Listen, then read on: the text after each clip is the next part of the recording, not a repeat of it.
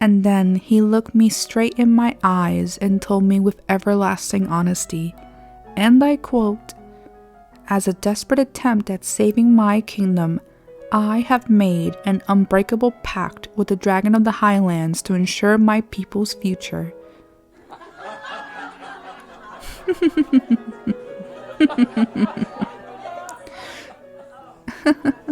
Can you imagine my surprise? Out of all of his quirky antics, that was my final straw. The Prince of the Outer Lands is sly and cunning, but his perspective leaves much to be desired. What he wagered to the snarling beast is beyond anything I can ever comprehend. If you want to save your people, making an offering to the nastiest creature within these lands is not an avenue I would ever take willingly. He's a fool.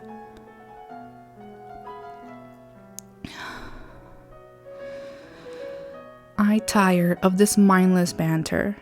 It seems the utter mention of our problematic demon prince from the opposing kingdom is enough to make me feel a bit ill. I grow tired of his foolish games, and they seem to bring me nothing but inconvenient frustrations. Miss Mina, my dear overly well-compensated royal assistant, can you please ensure that our lovely guests enjoy plenty of libations and our wonderfully delicious treats? Thank you, my sweet companion. I am retreating to my room for the night. It seems I am in need of some rest.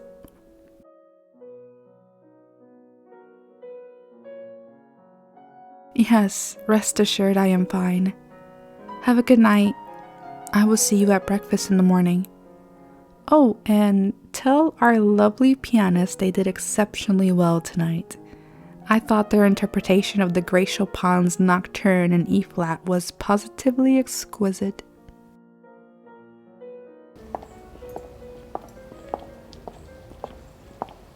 I'm laughing it off, but this puts me in an exceptionally bad predicament with the crown. The damn foolish prince. We were getting closer. Much closer. Our two kingdoms united as allies would ensure our odds of bettering this world. My father, the crown, thought it would be a good idea to befriend the prince from the Outer Lands. At first, he was docile and bleak, although incredibly polite and, dare I say, remarkably handsome and charming in all the right ways. But then he started to act strangely after a while, erratically, impulsively, eventually dealing with things he shouldn't be dealing with. And now he has wound himself in this mess. I'm not putting my neck out for him anymore for mere politics. I'd rather him be my everlasting enemy than my ally at this point. He's too impulsive, unpredictable. Every day that passes is a day filled with slight annoyances. And for what? Mere attention. He doesn't make any sense to me. I wish I understood him.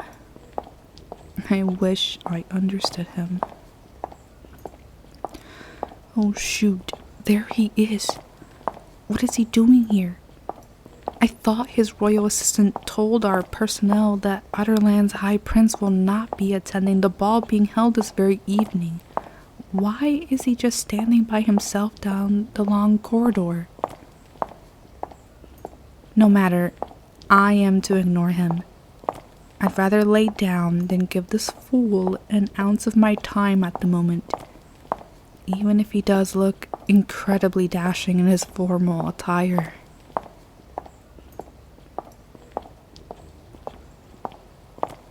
Good evening. What? Why are you standing in my way? Step aside, Prince. I am not feeling well tonight, so I am going to my evening chambers and I am not to be disturbed. Hey, let go of my arm. What's the matter with you? You look troubled.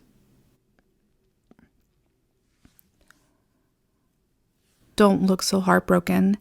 You're really going to just stand there and pretend as if nothing has happened the last couple of weeks? Of course I haven't wanted to speak with you, let alone be in the same room as you. The palace is on high alert with full rotations of security personnel. Armed security personnel. Even at this lavish and carefree social engagement tonight, my men are protecting the palace's every nook and cranny. Do you think this is a game? I haven't wanted to speak with you due to your recent actions. If that wasn't painfully clear. It is not a secret that the dragons of the Highlands are tricksters and schemers, a select few most powerful, and you willingly walked outside the Outer Lands and made a deal with a creature that has the brute potential to cause mayhem in our kingdoms with a mere word to their leader. You are aware of that fact, aren't you?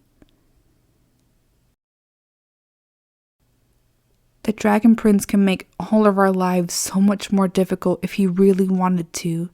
You and I, we were supposed to be the answer to everything.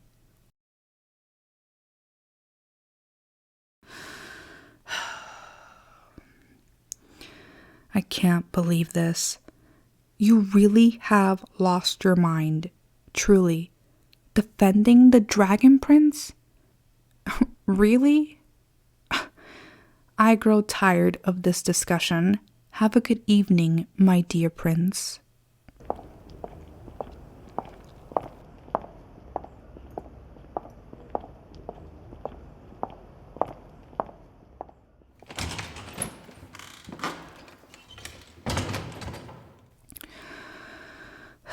Finally, some peace and quiet. Tonight did not go as expected. To think he would show himself to me at this late hour, looking the way he does. I swear there was something in his eyes tonight. Something in his eyes. I've never seen him look at me that way before. I wish I knew what he was thinking. Dare I say, he almost looked worried for some reason. And then he gently grabbed my arm to get my attention. That's the first time his hands have come in contact with my skin before. And his behavior? Showing up tonight unannounced? A prince of such importance always makes their presence known in the company of other royals. Was he acting on his own accord? None of my personnel told me he was here. I was incredibly clear to all of my staff members and guards that I was to be told of his arrival immediately, on the off chance he would be attending my ball tonight. Maybe he snuck in? Oh, impossible. Wait, what? What is that? Huh? Looks like magic. A magic portal? What is this purple glittering stuff in the air? Cold hands. What in the world? What? How did you get in here? And why are your hands so freaking cold? Okay, calm down.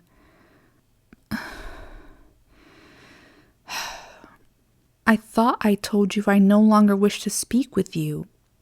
You're too much of a wild card and you're in my room. You're not supposed to be in here. Don't get so close. I'm supposed to be mad at you. Don't look at me that way. I'm not avoiding you. I'm not avoiding you.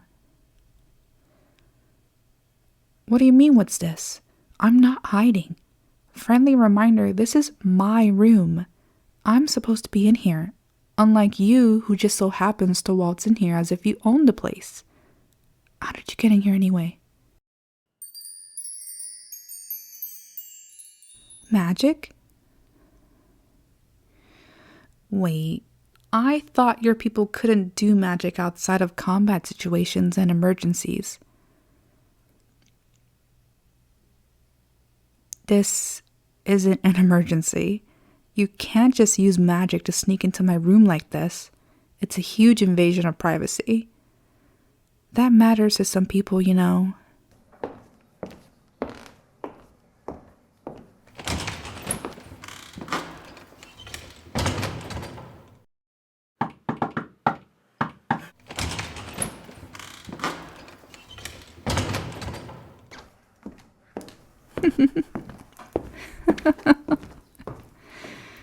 You did not just do that. You think you're so funny, don't you?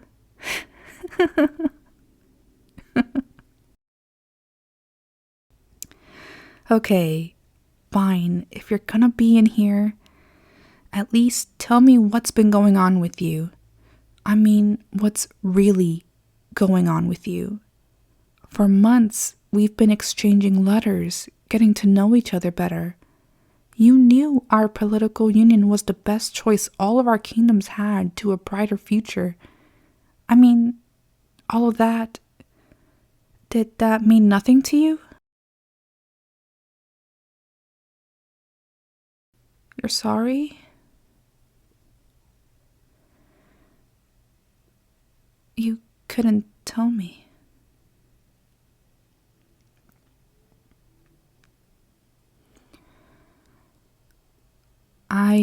I don't understand. Tell me what?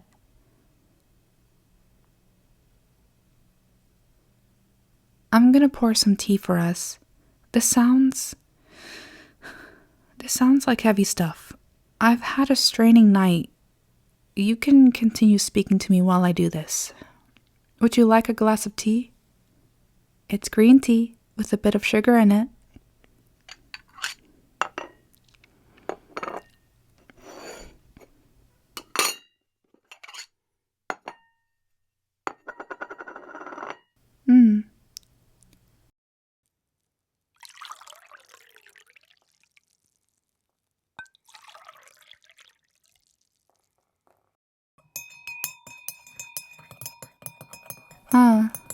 The Dragon Prince?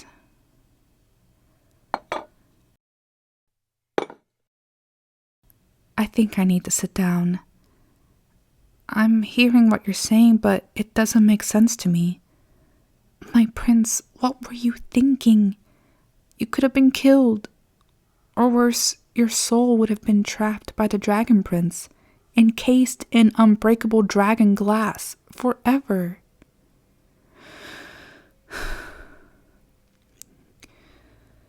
I'm fine. I'm just a bit shocked.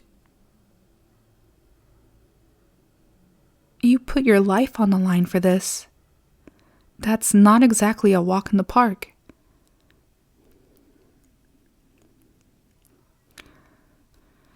Of course I'm worried about you. Don't seem so surprised. I mean, I know I just hated your guts more than a mere hour ago, but what you just said, everything you just told me, this changes everything. I guess now I'm the one that needs to be sorry. I kinda, sort of, gossiped about you at the ball earlier.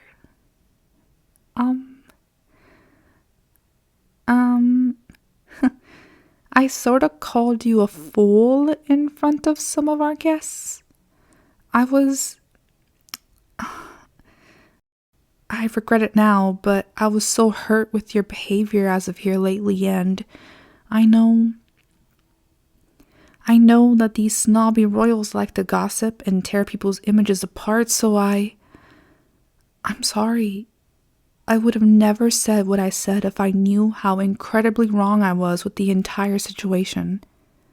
I was only thinking of myself and my own feelings, and I didn't think I didn't think to stop and wonder how things were like for you. You marched to the Dragon Prince's lair and stopped a curse that could have killed us all. And I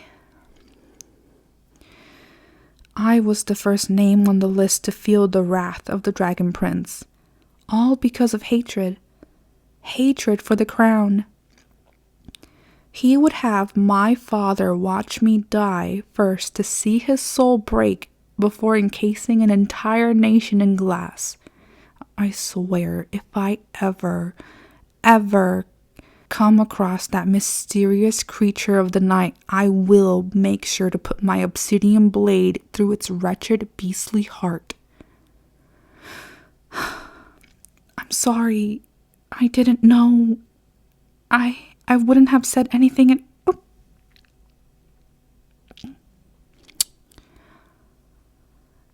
You kissed me? Why would you do that? We don't even have an arranged marriage together. This is unprecedented.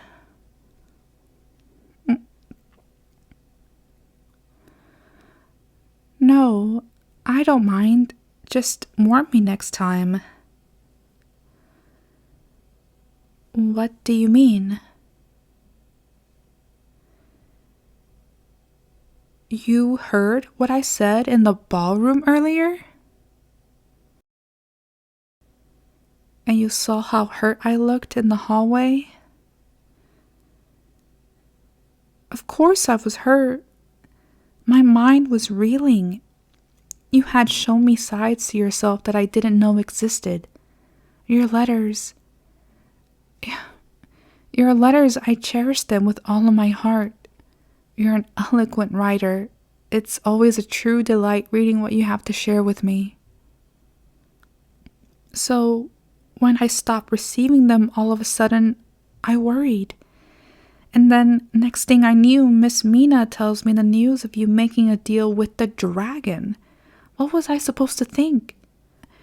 When I heard those words fall from your lips with my own ears, I knew you were serious. Again, I'm sorry. I'll talk to my court. We'll clear up any rumors or ill wishes spread from the gossipers tonight. I promise.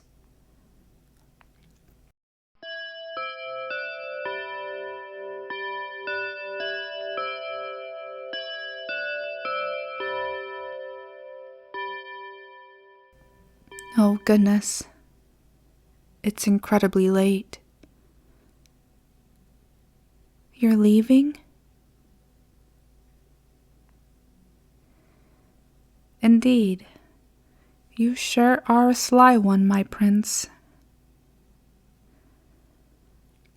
I would hate to be a member of your court.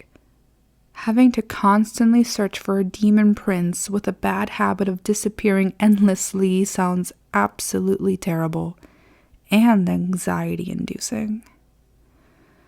That's like losing the most valuable gem in the world.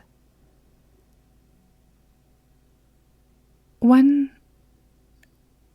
will I see you again?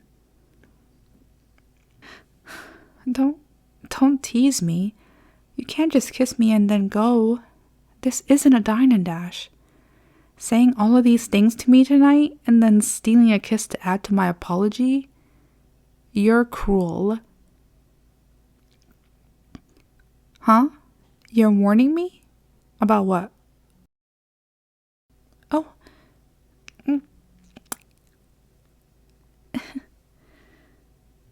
Well, thanks for the warning.